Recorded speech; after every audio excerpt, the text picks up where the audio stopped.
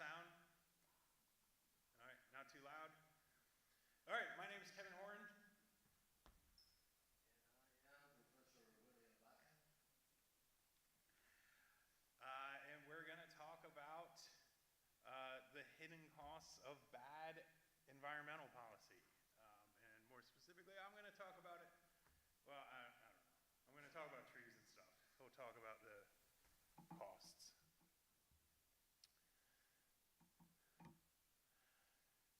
So, just so you know what to expect, first we'll give you a little introduction to what we call ecosystem services, and then William will give you an introduction to externalities, and then a few examples to understand what we're talking about from recent local disasters, and then we'll try to summarize things.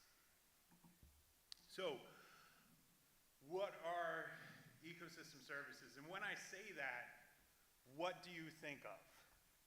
So just hearing that word or phrase, I guess, ecosystem services, what comes to mind? Anyone want to shout something out? What's that? FEMA, okay.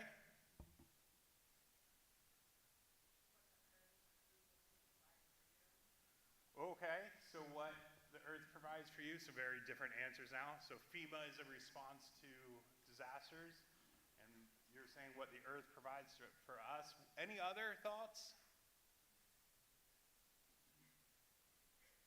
Okay.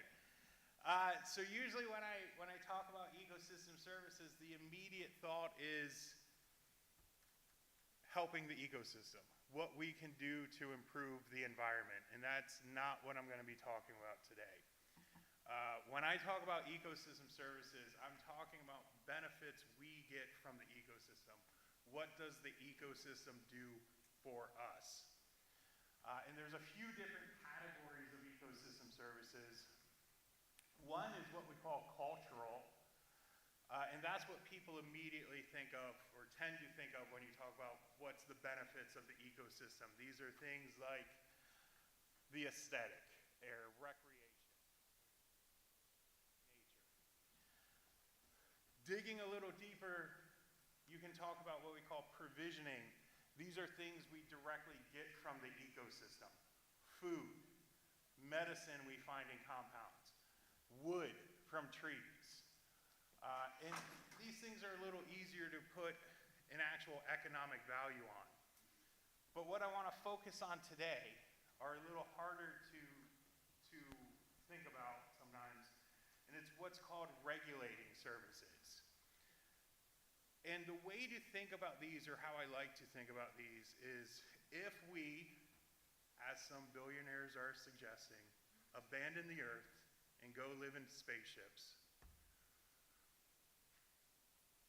what types of machines are we going to need to invent? Because all we are ever going to have is what we bring with us on that spaceship. Everything is made of atoms, so every oxygen atom we breathe in needs to be saved and reused. Every bit of waste we create needs to be recycled and reused. The water I drink today and pee out tonight has to be the water you drink tomorrow. And if you think about what it's going to take to build those kinds of systems, let's think about what does that for us on Earth right now. And that's the natural functioning ecosystems we have. So these are services like regulating the air quality, purifying the water, regulating the climate, and it's hard to kind of really understand these benefits until something goes wrong, which is why disasters provide a great opportunity to think about these things. Now, I personally don't like to put a dollar value on human health and happiness, which is why I brought a cold calculating economist with me. That will be me, right? We have this, I think Kevin is right, an obsession with markets. And definitely when you think about those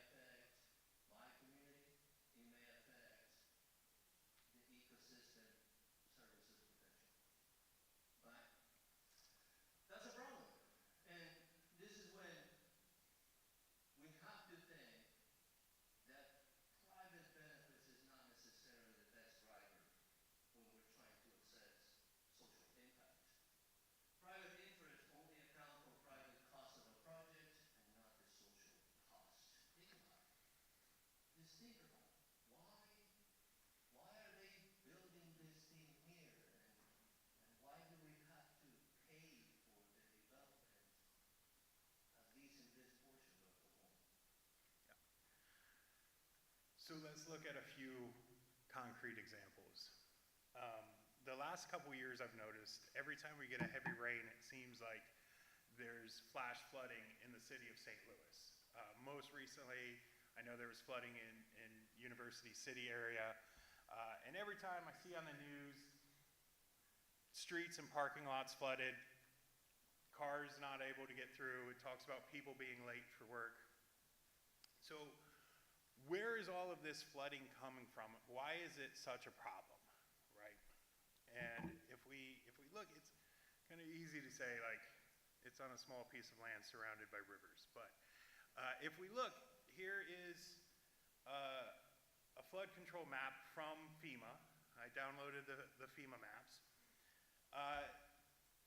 And here's a better view. If you see, within the city, there are no flood zones. So you can buy any house in the city, and FEMA's not going to consider it a flood zone. So why do they keep flooding? Along the river, we have a protective levee, which keeps the flood zone from the river outside of downtown. But if we're keeping the river water out, where is the water coming from? Or, kind of more specifically, where is the rainwater going when it falls down? So if we look at this city,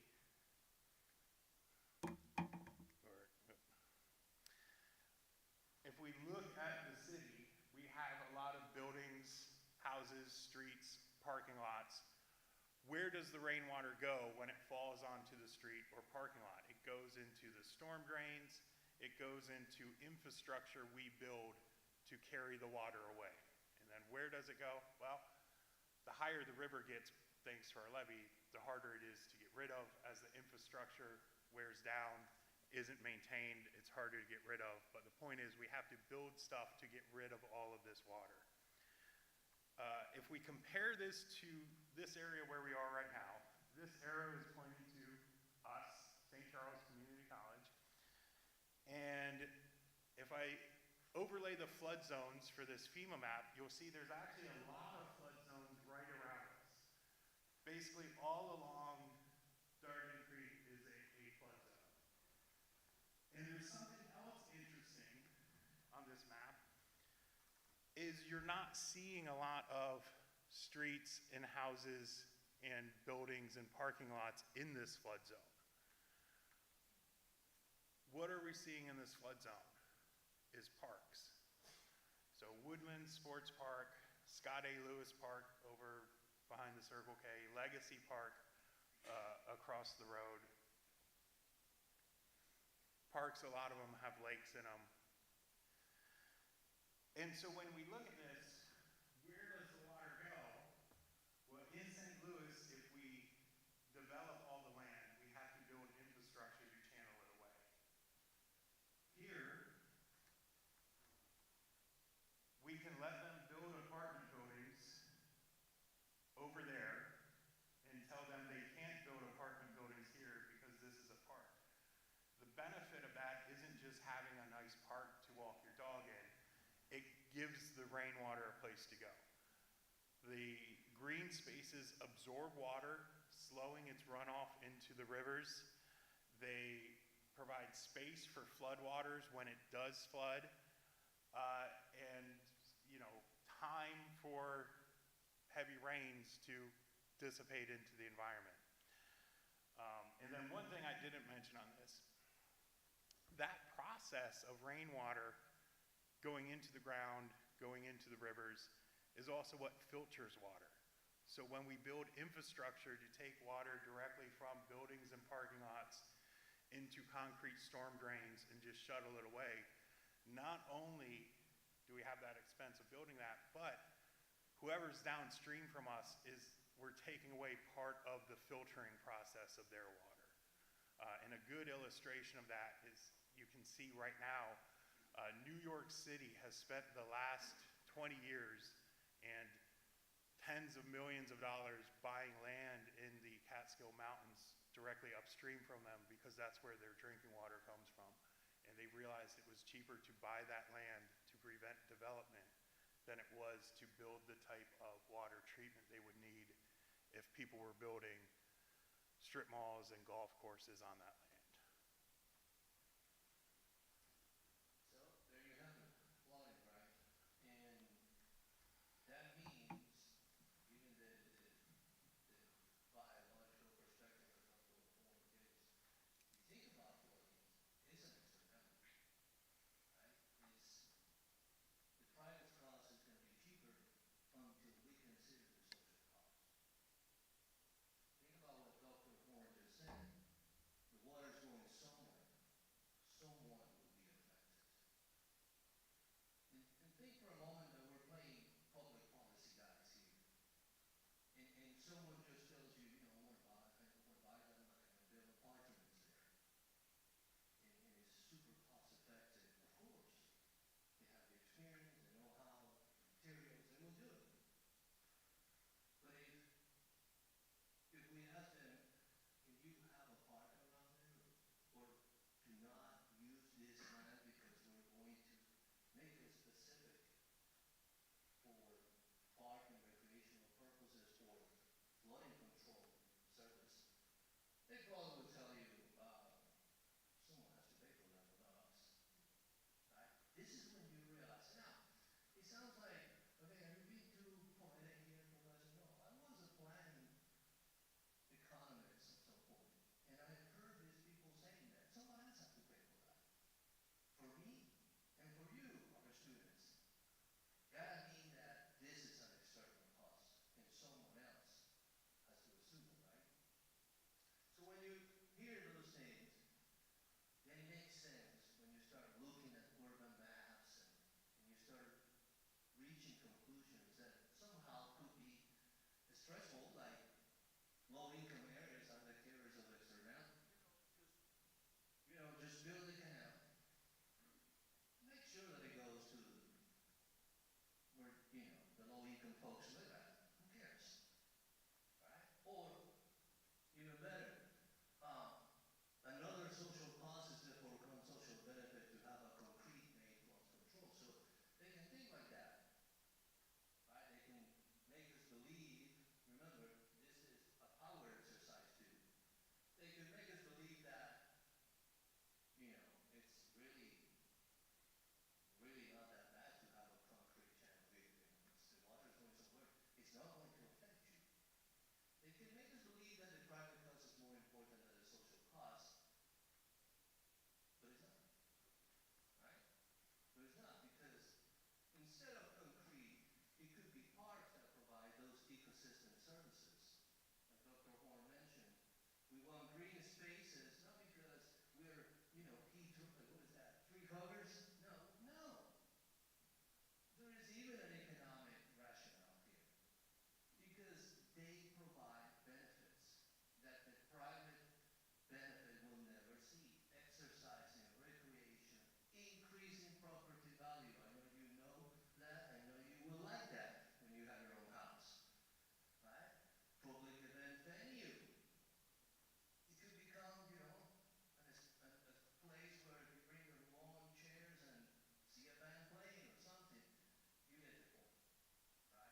It's going to help us. So even from the market perspective, even if you are the most orthodox economist, they all recognize this. Don't take my word, go to the proceedings of the American Social Association and read the economists. They all say, even from the market perspective, the social benefit is greater than the private benefit or cost. Right? It's almost a certainty now in the economics jargon. Now we can talk about tornadoes, Dr. Horn. Okay. Yeah.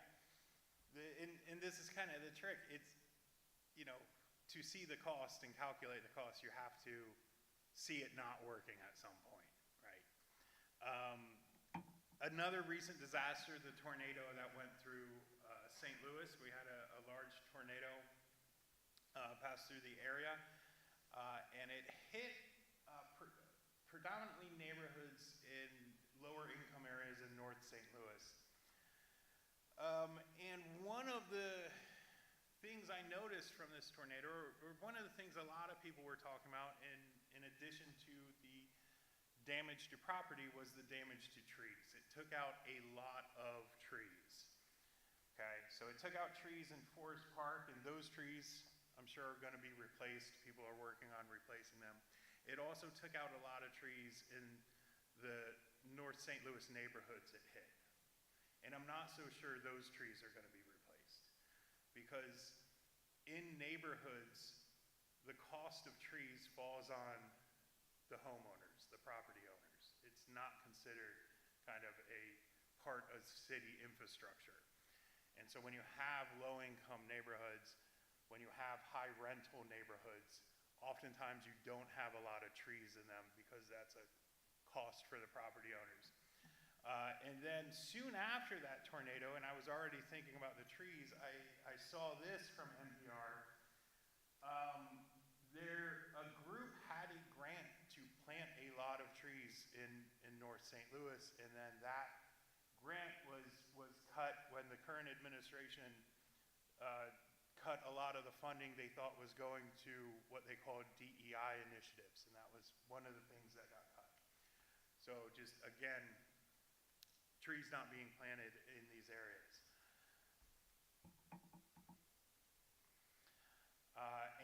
And studies have repeatedly found a positive correlation between what they call urban forest cover and income, meaning wealthier areas have more trees.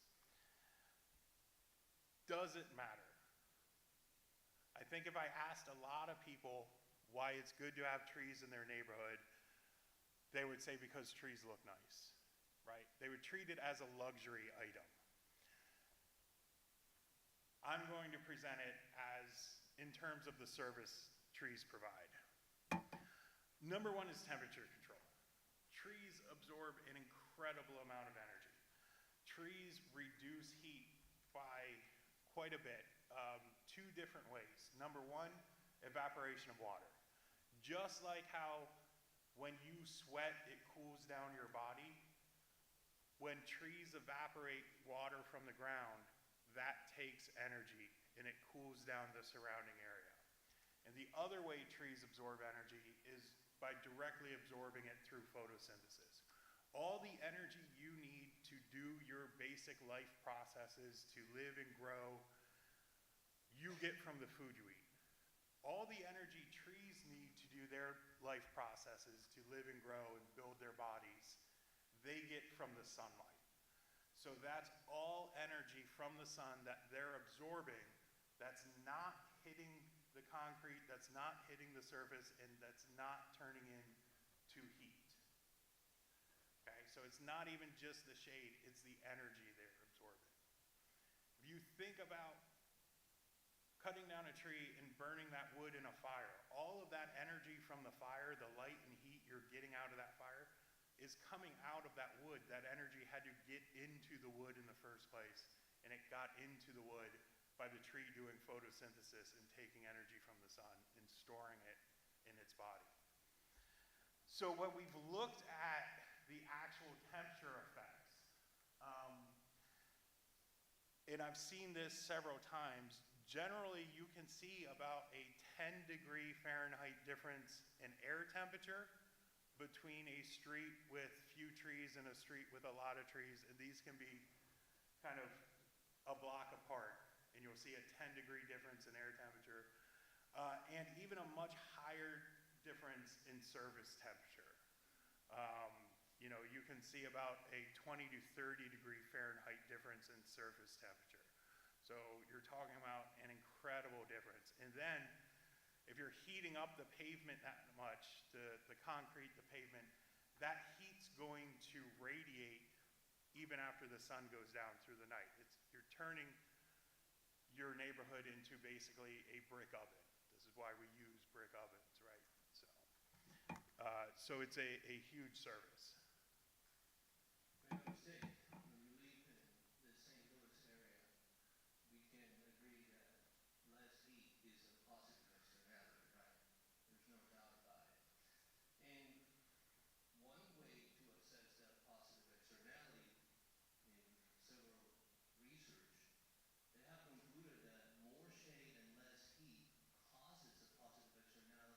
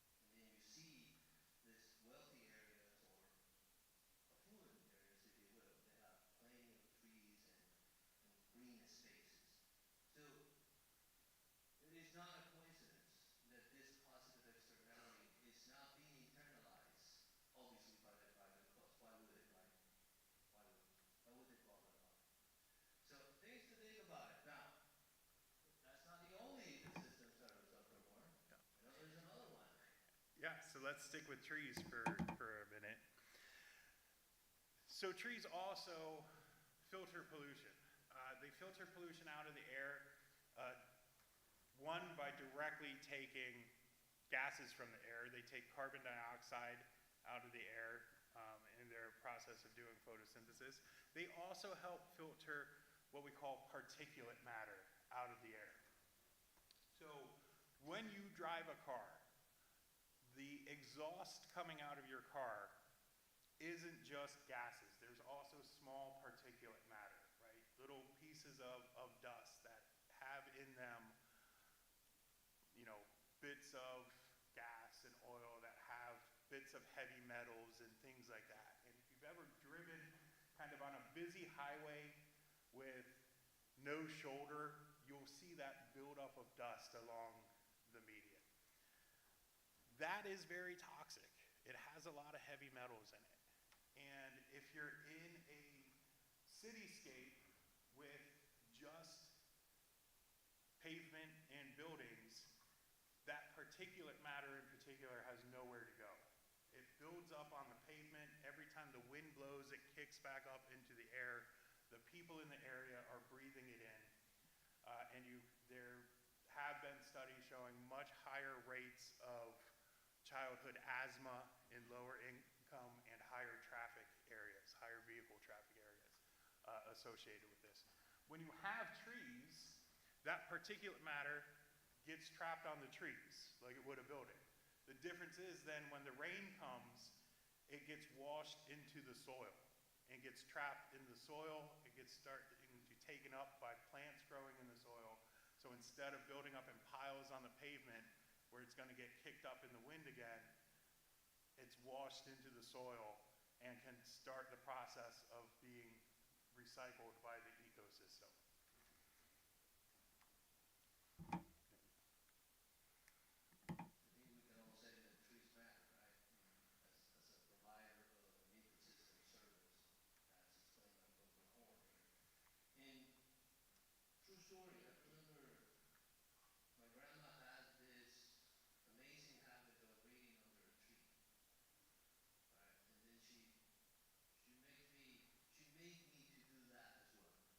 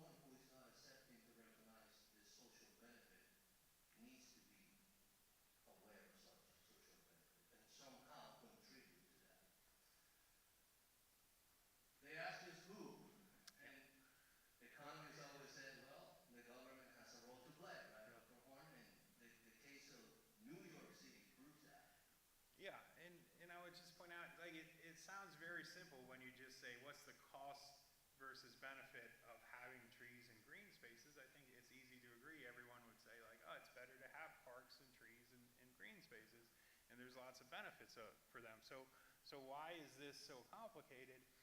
And I think just to drive the point home is because we're talking about the costs and benefits to different interests, right? It's a benefit to us to have a lot of parks around here, but it would be a benefit to whoever's building the apartments to build apartments on those land and make the money from it. And so I think the role of policy is kind of weighing that. How much benefit are they getting from this, and how much does it cost us to lose it? Exactly. And we said avoid. You know, it sounds like I'm chopping the heads off the private sector, which is not true. Uh, but every time, again, I can share with you my experience as a young planning economist. That was my first gig in the world of economic planning. You can't trust, you can't rely on the private sector. Yeah, we're going to lead the tree plants program. Don't worry, Dr. Horn. We got it. We will plant the trees for you. Because their mentality is the cost effectiveness, naturally, right? We cannot disagree with that. So this is when we need, to understand that it's not that we're saying diminish them or anything like that. It's just if they are going to be part of this, someone needs to be watching, right? Or someone needs to be setting the standards for them to actually provide a greater social benefit. Now, be careful there. The big assumption here that Dr. Horn and I did today is that the market, as we studied 2 weeks ago, many sellers, many buyers, and you told me, guys, it doesn't sound like that, Professor, because only 4 airlines provide my ticket when I go to visit grandma. It doesn't sound like that, Professor, because it's only Target and Walmart, the ones who dominate the retail sector. It doesn't sound like the perfect market, Professor, because there are only 2 providers of internet in my neighborhood, and go on, right? Same thing here. We don't have too many developers. We have large sellers. So think about it. Do they really need to take into account the value, the social value of the ecosystem services?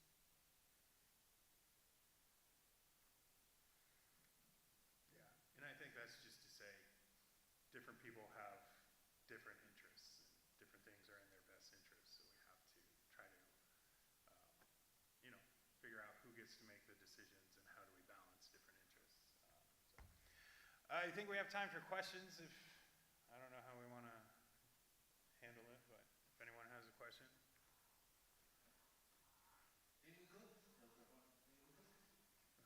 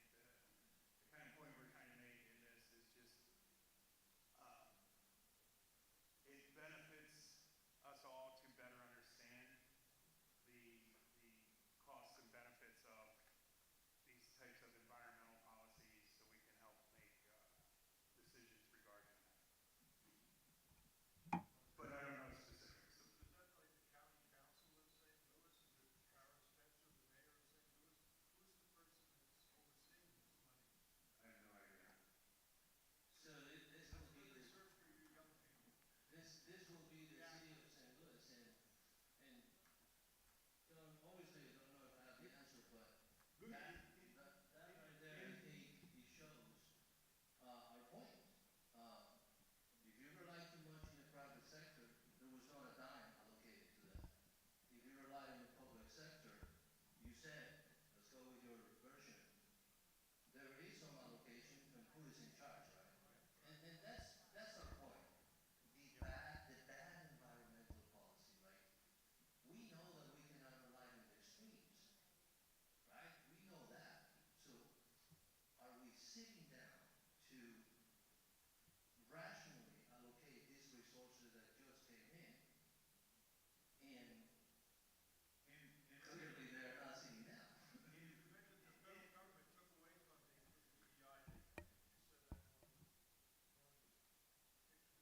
Yeah, the grant was canceled, but yeah, and let me be clear, I don't know what decisions are being made. I was pointing out that a lot of trees were lost, and my suspicion is a lot of them won't be replaced. But I could be wrong about that. There could be people right now planning on replacing those and more, and I would be pleasantly surprised if that was the case.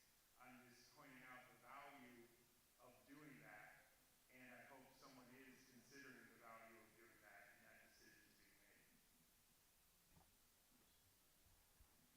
Other questions?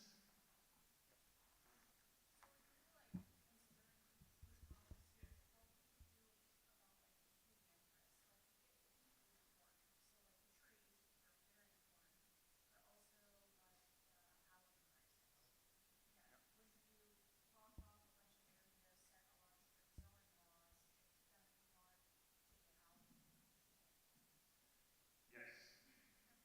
And I am not a policymaker. So, and that's kind of the idea. These are the questions you need to be asking the people who want to be the policymakers in your community. Yeah, I would like to add to that, Mary, that again, it's a clash of interests. I like that you pointed out that. Up to what point? Because usually when these decisions are made, okay, we need trees, check, the developer will say, I'll give you the trees, but we also need 5,000 more units of housing, check, I can do that too. I can give you the trees, and I can give you the housing. But here's the kicker that I always found in situations like that. It tends not to involve the community. I, Right? So now you have a private and a public, they call it synchronization or synthesis, versus the interest of the community itself. I'm, I'll also point out, and this is outside my area. This is just me giving my personal opinion. Since we're talking about housing, if you look at this map of this area of St. Charles County and look at how the housing is allocated, we're spending a lot of space to house few people, and we're separating that housing by great distance from places those people need to work and shop, which means everyone in that housing has to have cars, which means we have to allocate space also to roads and parking lots. So a lot of that, if I was your elected official and you were asking me how to balance kind of housing and more green space, I would be striving to be making more walkable areas and walkable cities and have people living in areas where they can walk to work and there's a grocery store on their way home from work and you can live without needing a car, and trying to integrate a lot of green space into those areas. So it's also a pleasant walk when you're doing it because there's lots of trees and parks. But there are other options out there as well. And I think our point here is people just need to be thinking about these issues. Other questions?